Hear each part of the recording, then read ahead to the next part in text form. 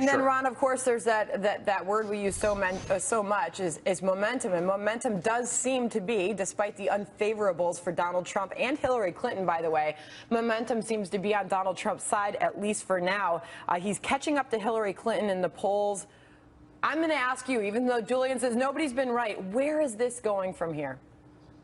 Well, you know, the one thing that Trump's been able to show is that he can overperform expectations. And one of these things that's really, I think, interesting is this whole Trump-Bernie debate that's going to be coming up. This whole play by him, it really is it's doing something that's really, I think, unconventional but brilliant. Wait, if you look at the polling, that's not a real thing, though, right? It might be. The Trump-Bernie Sanders debate? It kind of sort of might be. Like, they haven't, but neither one of them have said, no, it's not happening. I think it'd be foolish for I think Bernie Sanders really wants to think this is real. All right, we've got Bernie Sanders appearing on Jimmy Kimmel Live last night. The Democratic candidate addressing a potential superstar debate between him and Donald Trump, and here's what was said. You saw the show last night? You saw what I did for you? You made it possible for us to have a very interesting debate. That's right. About two guys who look at the world very, very differently. Oh, boy, do you guys look at it differently. I said last night on Jimmy's show, it was, a question that was posed, and I said I'd love to debate him, but I want a lot of money to be put up for charity. So what we'll do is if we can raise for maybe women's health issues or something, if we can raise $10 or $15 million for charity, which would be a very appropriate amount. I understand the television business very well. I think it would get very high ratings. It should be in a big arena somewhere, and we could have a lot of fun with it. I'd love to debate Bernie, actually. I mean, the problem with debating Bernie, he's going to lose.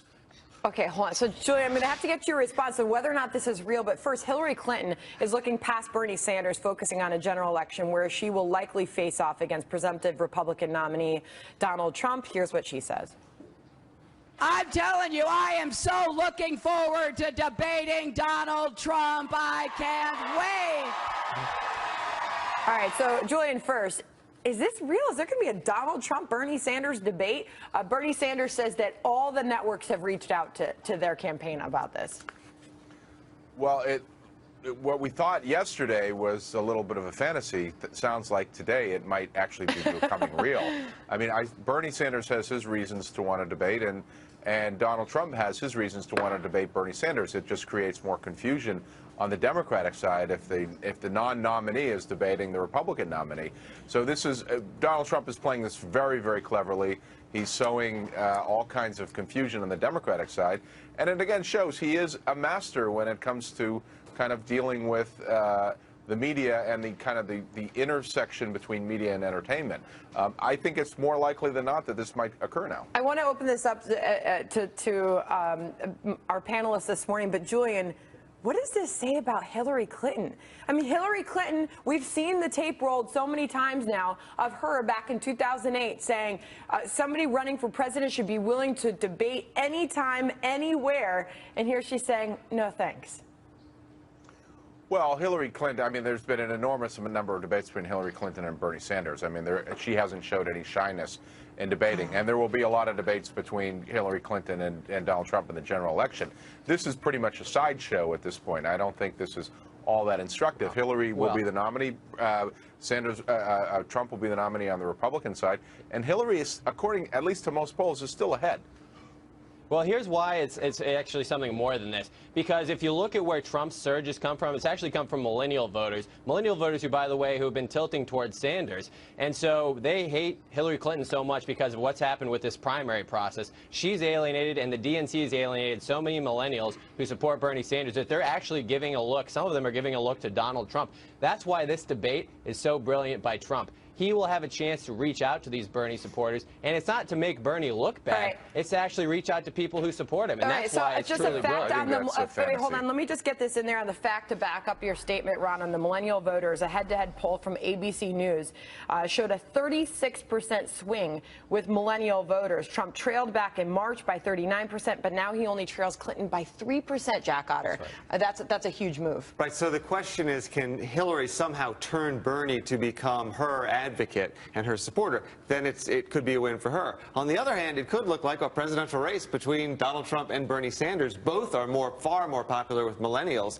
So the question is, does Trump then win those Bernie supporters, or does Bernie win some of the Trump supporters? Is he able to tell them, hey, go with my pal Hillary? Far more people, I would think, would watch that debate than watch the Democratic debates, because it's much more interesting to watch Donald Trump. And I think it seemed a little bit on purpose a lot of the times these Democratic debates were scheduled for, because Hillary's not a good debater whatsoever. Well, and Bernie lost. I still go back to last fall where Bernie said, we're sick, the country's sick of your damn emails. He gave up his best shot at her.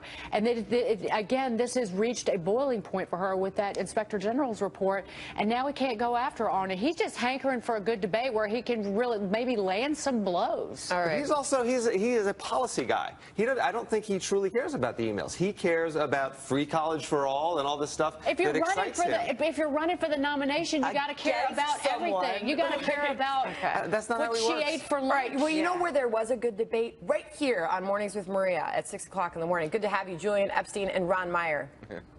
Thanks so much for having us. All right. Coming up, tornadoes typically fast and furious. We have details on one twister that stayed on the ground for 90 minutes, we're told. Plus, actor Charlie Sheen is the latest celebrity to try to profit from the emoji craze with his Sheen OGs. Details on that next. I can only imagine what those are. And Memorial Day weekend kicking off as the air show season kicks off as well. We'll explain how they bring in big bucks for local communities.